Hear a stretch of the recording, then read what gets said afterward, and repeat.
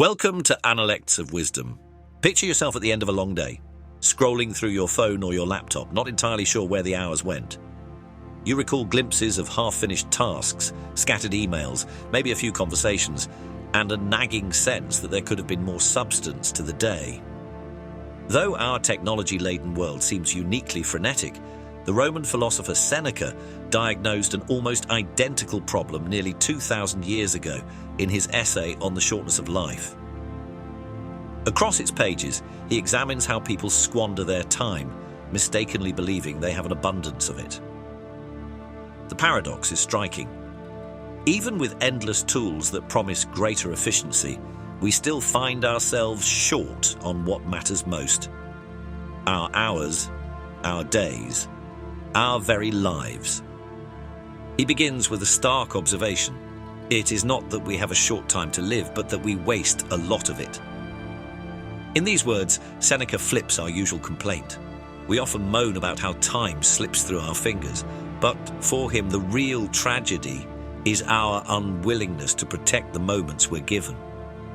Centuries before modern social media and constant digital connectedness, he recognized that many pursuits are little more than distractions. People in his day might have busied themselves with lavish banquets or political gossip. We busy ourselves with endless scrolling, chasing likes, and getting pulled into a deluge of notifications. The specifics differ, but the principle is timeless. If we never pause to consider where our time goes, we can't be surprised when it vanishes. He goes further to say, "You are living as if destined to live forever, and yet have no thought for your frailty." This statement resonates now more than ever. We live in an age where medical advances and technology create the illusion that we're immune to the passage of years, or at least we can postpone reckoning with it. Our phones ping with tomorrow's to-do list, and our calendars stretch out months ahead as though we have all the time in the world. Yet, as Seneca warns, any feeling of permanence is a dangerous delusion, one that blinds us to the brevity and the preciousness of life. He identifies one potent source of our time wasting: preoccupation with superficial concerns and the desire for approval. Consider how many of your daily actions stem from a longing for validation or fear of missing out. Seneca might compare our obsession with online reactions to the Roman aristocracy's hunger for public applause. In both eras, the problem lies not in occasional entertainment or social interaction, but in letting them consume our lives. An immense mass of vices keeps us from living, he writes, suggesting that the biggest hindrance to a meaningful life is the clutter of empty obligations and empty pursuits. When we look back, how many hours have we traded for trivial pursuits we don't even truly enjoy? He drives home the point with another line, "But life is very short and anxious for those who forget the past, neglect the present, and fear the future." The anxiety he describes arises from living everywhere but in the now. We may brood over past regrets, which can't be changed. We may worry incessantly about the future, which can't be guaranteed. Meanwhile, the present, our only realm of real agency, slips away. Modern psychology echoes this sentiment when it highlights mindfulness and staying grounded in the current moment. By ignoring the present, we place ourselves in an endless loop of regret and anticipation, perpetually missing the only time we have any true influence over. He also draws a powerful analogy between time and wealth, noting how meticulously we guard our money or possessions, yet how casually we let our days slip by. Seneca understood that once an hour passes, no amount of wealth or fame can buy it back. It's a sobering thought in an era where we treat time almost as a byproduct of productivity, doled out to tasks and obligations as if there's always more to be found. Imagine if you treated each hour like it was precious currency. Would you spend it the same way? Would you still hand it over to trivial distractions without a second thought? There's also a personal dimension to his words. Seneca lived during a perilous period of Roman history, serving as an advisor to Emperor Nero, a role that entangled him in court intrigues and ultimately contributed to his forced suicide. Yet, in spite of living in constant political danger, he maintains a focus on internal mastery. The turbulence of external events, he insists, does not excuse us from making conscious use of the time we do have. In our age, we might not face a literal emperor's wrath, but we're inundated by global news, social obligations, and daily pressures that can feel oppressive. Seneca's reminder is that while these external factors matter, our true power lies in how we govern ourselves, particularly in how we allocate the minutes and hours that form our only real life resource. He famously insists that life is long if you know how to use it. This is no empty motivational quote. It's an invitation to radically reassess our approach to everyday existence. When we pack our schedule with trivialities, we shrink life because it's spent on the inconsequential. But when we anchor ourselves to meaningful activities, ones that enrich our mind, strengthen our connections, or nurture our well-being, life suddenly feels more expansive. The same 24 hours can either slip by unnoticed or be a canvas for creativity, learning, and genuine connection.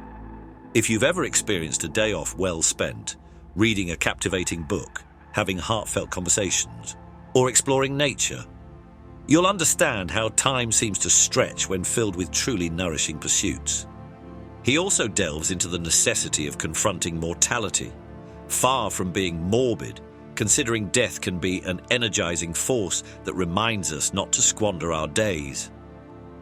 You act like mortals in all that you fear, and like immortals in all that you desire, he writes, suggesting we tend to cower in fear of our limited lifespan, yet we act as though we'll never run out of time when indulging in pointless endeavors.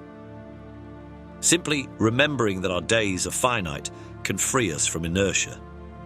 Rather than putting off important life changes, like starting a creative project, mending a strained relationship, or making healthier lifestyle choices, we might feel galvanized to do them now. In today's world, we're tempted to say that Seneca's advice is impossible to follow because modern life is too hectic, too distracting.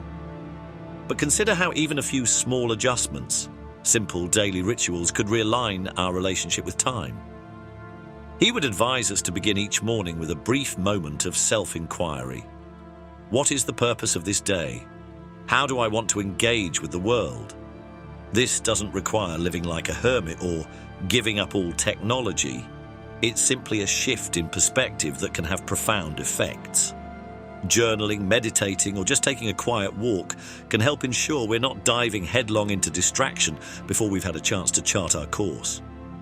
Throughout his essay, he stresses that the most valuable pursuits are those that strengthen the mind and the character.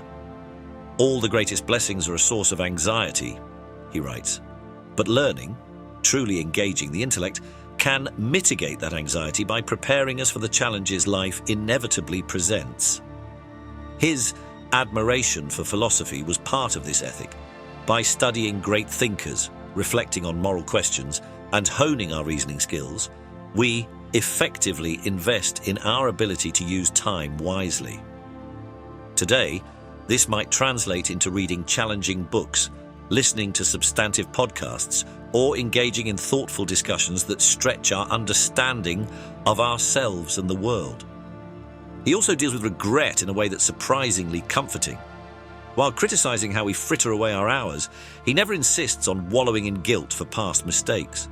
Rather, he encourages us to see each new day as a chance to live more deliberately. Even if years have disappeared into unproductive habits or unhealthy relationships, he would counsel that the future is still open, waiting for us to claim it. By devoting ourselves to even a handful of worthwhile goals, we can transform the quality of our remaining time, no matter how large or small that remaining portion might be. Seneca's insights also expand to our relationships with others. He warns against scattering our time on people who neither respect it nor make good use of their own. While he values friendship and community, he's acutely aware that excessive social obligations can dilute our ability to pursue meaningful work. If you've ever found yourself overcommitted, attending gatherings you don't truly enjoy, or constantly available to everyone else's whims, you'll understand the hidden cost. Real friendship, Seneca insists, is an exchange that enriches both parties' souls. Superficial connections, on the other hand, often lead to a draining cycle of gossip, comparison, and obligation. This distinction remains as important today as it was in ancient Rome. All of these teachings point to a central Stoic principle. Focus on what you can control, your own choices, attitudes, and efforts, and let go of what you can't. We might not have the power to stop the passage of time, nor can we control how long we live, but we do have the power to decide how we spend our limited lifespan. This recognition shifts the conversation from complaining about lack of time to becoming intentional stewards of our schedule. It may be uncomfortable at first because it demands accepting responsibility for the shape of our days. Yet, as Seneca would argue, taking ownership of your time is a liberation. It frees you from the self-imposed tyranny of busyness and trivial obligations. When you inevitably falter, and Seneca knew that even the most dedicated Stoic would, we can return to these ideas without shame. The Stoics were practitioners. Philosophy for them was a daily exercise in self-improvement. No one perfect day redeems a lifetime of waste, but each day of mindful living paves the way for greater self-mastery and inner peace. In many respects, On the Shortness of Life serves as a condensed manual for how to live a more examined and therefore more meaningful life, one moment at a time. Stepping back, it's extraordinary how this slender essay has maintained its relevance across centuries. The challenges of ancient Rome, constant distractions, political pressures, social obligations, mirror our own modern chaos more closely than we might expect. Seneca doesn't promise a life free from problems, but he does promise that if we take care of our hours, we'll stop wondering where the days went. Instead of feeling perpetually behind, we'll experience a sense of equilibrium, as though we're finally in partnership with the flow of time rather than chasing it. Reflect on how often you've thought, if only I had more time. Then consider whether a change of approach might serve you better, being more discerning, more selective, and more present in how you use what time you do have. After all, as Seneca reminds us, life is long if you know how to use it. When you replace mindless busyness with conscious choice, you'll discover hidden pockets of richness in each day. It's a philosophical stance that asks for courage, the courage to say no to distractions, to stand apart from certain social norms, and to face your own mortality with honesty. But that courage can be transformative. In the end, reading Seneca is not about ancient history. It's about the here and now. It's about your next morning, your next decision, your next hour. It's about asking, am I truly living? Or am I just going through the motions until, in a flash, I find myself at the end? By confronting that question daily and taking even small steps to align your life with what you truly value, you bring this classical wisdom to life in a very modern world. The result, Seneca would argue, is a sense of fulfillment and purpose, an unshakable conviction that whatever the length of your life, you're genuinely making it count.